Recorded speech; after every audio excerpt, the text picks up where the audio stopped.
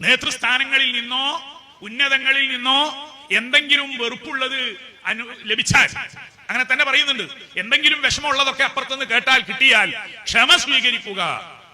ഈ സന്ദേശമാണ് ഇന്നും നമ്മുടെ നാട്ടുകാരോട് സയ്യിദി യഹ്യൽ ബുഖാരി തങ്ങൾ പ്രകാശിപ്പിക്കുന്നതെങ്കിൽ അതാണ് ഇവിടത്തെ സന്തോഷത്തിന്റെ സയ്യിദ് യഹ്യൽ ബുഖാരി തങ്ങൾ ആത്മശാന്തിയുടെ സനാതന വെളിച്ചത്തിൽ ഉപദേശിക്കുന്നു. സുന്നത്ത് ജമാഅത്തിന്റെ അമീറന്മാരെ നാം ബഹുമാനിക്കുക. അനുസരണ രാഹിത്യത്തെ പറ്റി നബി സല്ലല്ലാഹു അലൈഹി വസല്ലമ തങ്ങൾ ഒരിക്കൽ താക്കീത് ചെയ്തത് ഇങ്ങനെയാണ്: മൻ റആ മിൻ അമീരിഹി ഷൈഅൻ യക്റഹു ഫൽയസ്ബിർ അലൈഹി ഫഇന്നഹു മൻ ഫാറഖൽ ജമാഅത ഷൈഅൻ അഫമാത ഇല്ലാ മാത മൈതതൻ ജാഹിലിയ. സ്വഹീഹുൽ ബുഖാരി. വല്ലവനും തന്റെ അമീറിന്റെ പക്കൽ നിന്ന് അതൃപ്തികരമായ വല്ലതും കണ്ടാൽ ക്ഷമിച്ചുകൊള്ളട്ടെ. എന്തുകൊണ്ടെന്നാൽ ഒരുത്തൻ സംഘടനയിൽ നിന്ന് ഒരു ചാൺ വേർപെട്ടു പോവുകയും അന്നിലയിൽ മരിക്കുകയും ചെയ്താൽ അവന്റെ മരണം അനിസ്ലാമിക മരണം മാത്രമായിരിക്കും. ഇത് മലയാളികളെ മുഴുവൻ കേൾപ്പിക്കേണ്ട ഈ പ്രത്യേകമായ പ്രതികൂല സന്ധികളിൽ മാനസികമായി അവർ എത്രത്തോളം വിഷമിക്കുന്നു, അല്ലെങ്കിൽ അസ്വാസ്ഥ്യങ്ങളുടെ പൊറുതികേടുകൾ ഉണ്ടായി എന്നൊക്കെ നമുക്കൊക്കെ ഊഹിക്കാം ഈ പ്രായത്തിൽ. എന്നിട്ടും ഇന്നത്തെ ദിവസം നമ്മുടെ നാട്ടുകാരോട് കൊടുത്ത സന്ദേശം അഹ്ലുസുന്നയുടെ നേതൃഭാഗത്ത് നിന്നോ അതുപോലുള്ളവരിൽ നിന്നോ എന്തെങ്കിലും ലഭിച്ചാൽ ക്ഷമിക്കുക, അത്തരം അഹ്ലുസുന്നയുടെ സംവിധാനങ്ങളുമായി സ്നേഹപൂർവ്വം വർത്തിക്കുക. ഈ ഒരു സന്ദേശമാണ് ഈ സമ്മേളനത്തിലും അല്ല സൂഫി സംബന്ധമായ എല്ലാ ലോകത്തും നമുക്ക് പറയാനുള്ളത്. പോലും നമുക്കൊന്നും കഴിയുന്നില്ല. കാരണം സൂഫികൾ എന്ന് പറയുന്നവരാകട്ടെ അഹ്ലുസുന്ന എന്ന് പറയുന്നവരാകട്ടെ നമ്മളൊക്കെ പലപ്പോഴും പാളിപ്പോവുകയാണ്. ഇതാണ് ലോകം നമ്മളിലൂടെ ഇപ്പൊ കണ്ടുകൊണ്ടിരിക്കുന്നതെങ്കിൽ ഈ ഗുരു പരമ്പരകളുടെ മഹത്വം ഉദ്ഘോഷിക്കാൻ നമുക്ക് എങ്ങനെ സാധിക്കും? യാ ഫാജിർ എന്ന വിളി കേട്ടപ്പോ മറുപടി ജസാക്കല്ലാഹു ഖൈറ. അപ്പോഴും മറ്റോന്റെ മറുപടി യാ മുനാഫിഖ്. ഇന്ത്യയൊക്കെ മുഖത്ത് നോക്കിയ ഒരാൾ യാ മുനാഫിഖ് എന്ന് വിളിച്ചു നോക്കണ്ടേ? സത്യത്തിൽ അദ്ദേഹം പറഞ്ഞതായിരിക്കും വളരെ കറക്റ്റ്. നിഫാഖിന്റെ എന്തെല്ലാം ദുസ്വഭാവങ്ങൾ നമുക്കൊക്കെ ഉണ്ട്. പക്ഷെ നമ്മളെയൊക്കെ യാ മുനാഫിഖ് എന്നൊരാൾ വിളിച്ചാൽ എന്തായിരിക്കും നമ്മുടെ നിലപാട്? ഞാനിതൊക്കെ ഇന്നിവിടെ പറയാൻ കാരണം സയ്യിദി യഹ്യൽ ബുഖാരി തങ്ങൾ ആൺകുട്ടിയാണ്. സയ്യിദി അബുൽ ഹസൻ ഷാദിലിയുടെ ആ പാരമ്പര്യ പൈതൃക പരിശുദ്ധി സംസാരത്തിലുടനീളം അതാണ് കാണുന്നതും കേൾക്കുന്നതും. ഇന്നും ഇവിടെ പ്രചരിപ്പിക്കുന്നത് പ്രിയപ്പെട്ടവരെ ക്ഷമിക്കുക. അഹ്ലുസുന്നയുടെ ആദർശ മാർഗത്തിൽ മഹാന്മാരായ നേതാക്കന്മാർ അവരോടുള്ള ആദരവ് നിലനിർത്തുന്ന പ്രയോഗങ്ങളാണ് ഇന്നും ഈ വേദിയിൽ മുഴക്കുന്നതെങ്കിൽ അലി സൈനുൽ ആബിദീൻ തങ്ങളോട് ഈ എതിരാളിയായ ചീത്ത മനുഷ്യൻ കുരുവട്ടൂരികളെ മുമ്പിലിരുത്തിയിട്ടാണ് കക്കാടി ഈ വേദ പറഞ്ഞു കൊടുക്കണത്. നൗഷാദാണെങ്കിലോ ഇന്ന് കോട്ടയിൽ വെച്ചിട്ട് നന്നായിക്കൊന്ന് പൊട്ടിച്ചണം, ചെറു പറയണം, പരിഹസിക്കണം, തമ്മാടിത്തരം പറയണം എന്നൊക്കെ കരുതി ചെന്നതാ. പക്ഷെ കക്കാടിൻ്റെ ഈ പ്രസംഗം, ഈ ഉപദേശം, തസവുഫും ഇതൊക്കെ കൂടി ഇങ്ങോട്ട് കേട്ടപ്പം നൗഷാദിൻ്റെ പ്രസംഗം ആകെ പൊടുത്താൻ പറ്റും. നൗഷാദ് പിന്നെ എന്താ ഡാഷ് പോയ അണ്ണാൻ്റെ മാതിരി എന്നറിയില്ലേ, ആ പറഞ്ഞ മാതിരിയാണ് നൗഷാദിൻ്റെ പ്രസംഗം പിന്നെ പോയത്. കാരണം കക്കാട് സ്റ്റേജ് മേരിക്കുന്നുണ്ട്. ഇനിയിപ്പോൾ ഈ കക്കാട് ഇതൊക്കെ പറഞ്ഞു തന്നിട്ട് ഇനിയിപ്പോൾ എങ്ങനെയത് പറയാം?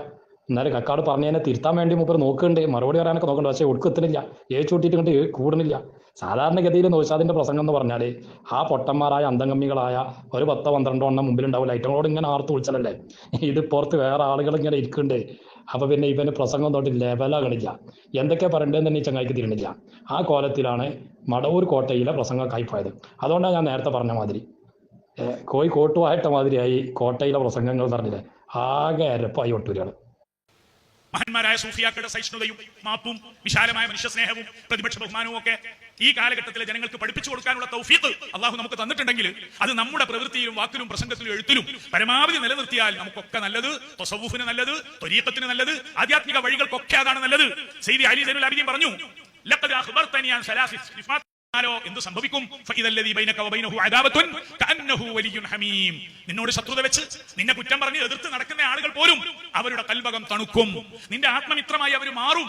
പക്ഷേ ഈ സ്വഭാവം എല്ലാവർക്കും എപ്പോഴും നിലനിർത്താൻ കഴിയില്ല. ഇത് ഈശ്വരീയമായ റബ്ബാനിയായ ഒരു തൗഫീഖ് കിട്ടണം. വമാ യുലഖാഹാ ഇല്ലല്ലദീന സബറൂ വമാ യുലഖാഹാ ഇല്ലാ ദു ഹള്ളിൻ അളീം.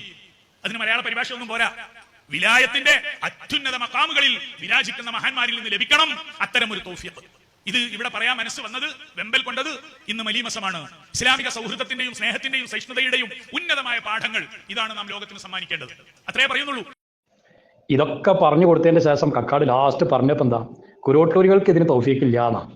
ഇതിനൊക്കെ ഒരു തൗഫീഖ് ഉണ്ട്, ഈശ്വരീയമായ റബ്ബാനിയായ ഒരു തൗഫീഖ് കിട്ടാണ്ട് വമാ യുലഖാഹാ ഇല്ലാ ദു ഹദ്ദിൻ അലീം എന്ന് പറഞ്ഞിട്ട് വട്ടൂരികൾക്ക് അതിന് തോന്നിയിട്ടില്ല. അതിന് സ്വഭാവശുദ്ധി വേണം, സ്വഭാവം നന്നാവണം എന്നൊക്കെ പറഞ്ഞിട്ട് കക്കാടിറ്റകളിട്ടാണ് ആകെ കണ്ടിട്ട് ചാമ്പി തേച്ചൊട്ടിച്ചിക്ക. എന്താ ഇതിലൊക്കെ പറയാ, വലിയ സംഭവമായിട്ട് ഉസാറായിട്ട് പോയതേനി. എന്നിട്ട് മറ്റേ നമ്മളെ അബൂസഫി കക്കാടിന്റെ തന്നെ ഇരുന്ന് ദമ്മിലൊക്കെ ഇരുന്ന, പക്ഷേ കക്കാടിന്റെ പ്രസംഗം തുടങ്ങിയോടുകൂടി ഇഞ്ചി കടിച്ച അണ്ണാന്റെ മാതിരി ആയി എന്നറിയില്ല. എന്താ ഇതിലൊക്കെ പറയാ, ഇറ്റകൾ എവിടെ ചെന്നാലും ഇങ്ങനായി അരപ്പായി പോകണല്ലോ.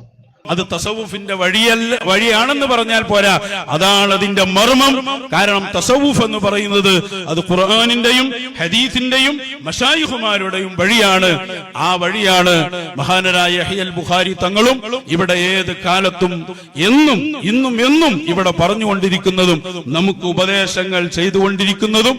അതുകൊണ്ട് തന്നെ യഹ്യൽ ബുഖാരി തങ്ങളുടെ സദസ്സും അവരുടെ വേദിയും ഒക്കെ ആകുമ്പോ ആ തങ്ങളവറുകളെ പൂർണ്ണമായി ഉൾക്കൊണ്ട് അവരുകൂടി അംഗീകരിക്കുന്ന ശൈലി, അതാണ് നമ്മുടെ മജ്‌ലിസിൽ നമുക്ക് കേൾക്കാൻ അഭിഖ്യാമം.